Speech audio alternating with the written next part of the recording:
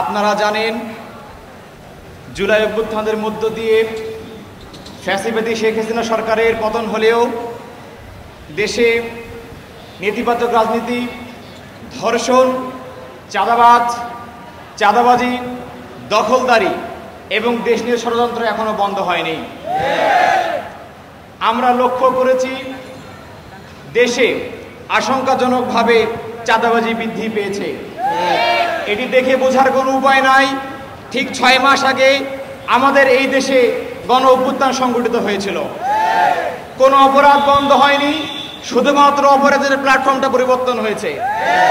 আগে ছিল আওয়ামী লীগ, এখন হয়েছে আরেকটি রামদা দল। আপনারা দেখে থাকবেন সম্মানিত বন্ধুগণ।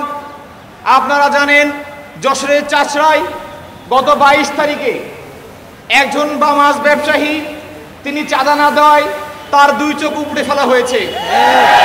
আপনারা দেখেছেন গাজীপুরে যুবদল নেতা প্রকাশ্যে মাইকে ঘোষণা দিয়ে চাঁদাবাজি শুরু করেছে। আপনারা দেখেছেন ছাত্রদল নেতা প্রবাসীকে ফোন করে হুমকি দিয়ে তার থেকে চাঁদা আদায় করেছে। প্রত্যেক দিন পত্রিকার মাধ্যমে, গণমাধ্যমের মাধ্যমে আমরা জানতে পারছি অসংখ্য চাঁদাবাজির ঘটনা ঘটছে। আমরা ইতিমধ্যে গণমাধ্যমের মাধ্যমে অবগত হয়েছি দেশে এখন পর্যন্ত 270টির অধিক কিশোর গ্যাং সক্রিয় রয়েছে। আমরা আরো জানতে পেরেছি 700-এর অধিক জুলাই গণহত্যাকারীকে জামিনে মুক্তি দেওয়া হয়েছে। আমরা মনে করি এই কিশোর গ্যাং এবং হত্যাকারীরা দেশে বিশৃঙ্খলা করছে। পাশাপাশি আরেকটি রাজনৈতিক শক্তি, যাদের নেতা কর্মীদের প্রধান কাজ নেশা এবং পেশা হলো চাঁদাবাজি করা, দখলদারি করা, এটি তাদের অ্যাডিকশনে পরিণত হয়েছে। বলে দিতে চাই, আপনারা দেখেছেন ঢাকা পলিটেকনিকে, চট্টগ্রাম পলিটেকনিকে, মাহবুব এবং গতকাল চট্টগ্রাম কলেজে যারা বিশৃঙ্খলা করেছে এবং যারা করেছে তারা রামদা দলের সদস্য। আমরা সে দলকে বলতে চাই, পরিকল্পিতভাবে আপনারা এই কাজগুলো করছেন।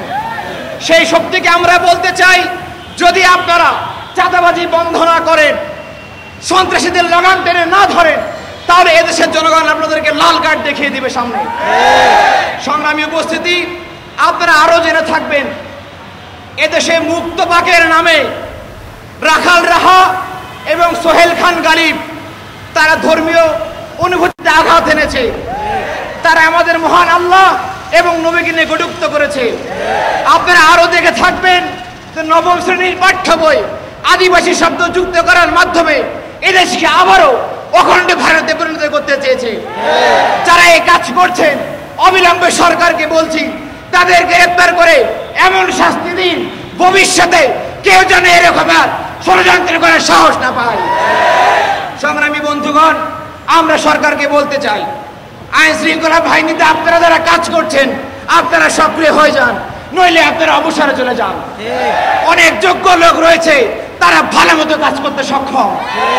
আমরা আরো বলতে চাই, এই চাঁদাবাজ রামদা দলের সন্ত্রাসী ধর্ষকদের অবিলম্বে গ্রেফতার করে শাস্তি নিশ্চিত করতে হবে, নইলে সসম্মানে ক্ষমা চেয়ে আপনারা এখান থেকে বিদায় নিয়ে যান। পরিশেষে আমরা বলতে চাই, আগামী দিনে বৈষম্যহীন, সম্প্রীতি এবং নিরাপদ দেশ গড়তে আন্দোলন চলছে এবং চলবে ইনশাআল্লাহ। এই আন্দোলনে আপনারা সবাই অংশগ্রহণ করবেন।